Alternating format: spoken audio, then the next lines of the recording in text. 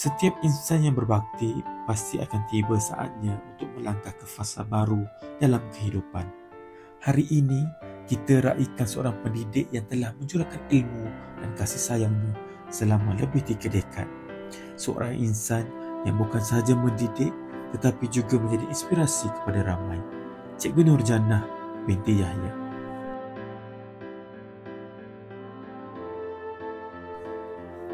Mendapat pendidikan awal di Sekolah Kebangsaan Konvent Muar Johor, Sekolah Kebangsaan Bakar Batu Johor Bahru, Sekolah Rendah Kebangsaan Sultan Abu Bakar Muar, kemudian menyambung pendidikan menengah di Sekolah Menengah Kebangsaan Sultan Abu Bakar Muar Johor dan terus ke Menara Gading dengan menyambung pengajian di UiTM Shah Alam.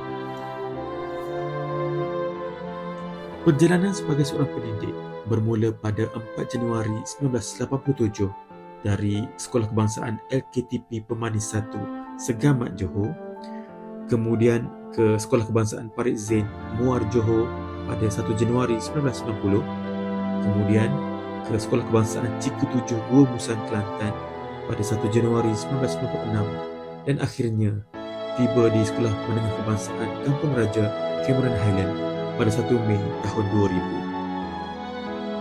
Setiap sekolah, setiap pelajar, setiap rakan sejawat meninggalkan kenangan yang mendalam dalam hidupnya.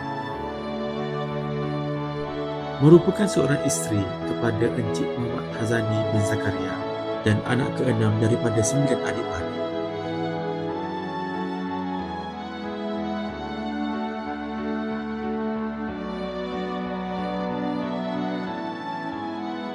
Cikgu Nurjannah sentiasa percaya bahawa usaha adalah tanda kejayaan dan masa itu sangat berharga.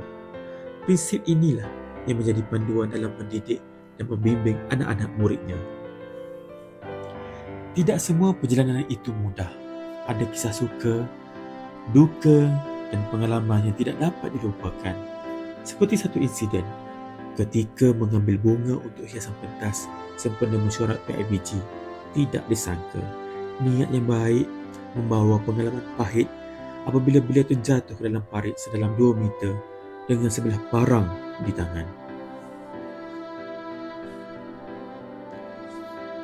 Cikgu Nurjannah bukan sekadar mengajar bahasa Inggeris tetapi juga mendidik dalam pendidikan jasmani dan kesihatan, pendidikan seni visual dan pendidikan moral. Kepelbagaian subjek yang diajar membuktikan betapa beliau seorang pendidik yang serba boleh dan berdedikasi. Sebagai seorang guru yang berdedikasi, Cikgu Nurjannah sentiasa mengimpikan Semekah menjadi sekolah yang ceria, cantik, segar dan menarik untuk dikunjungi oleh sesiapa sahaja. Beliau juga berharap agar murid-murid menjadi lebih cemerlang dan lebih berdisiplin dalam menguruskan masa.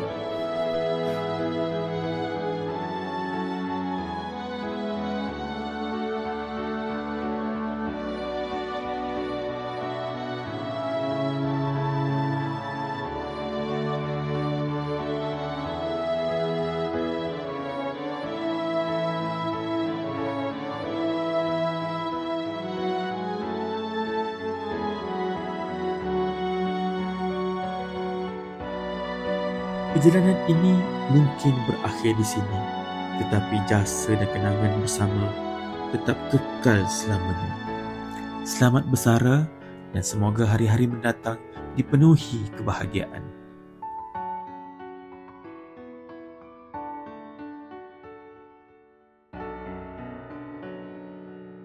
Terima kasih Cikgu Nurjannah, jasa dan baktimu akan dikenang selamanya.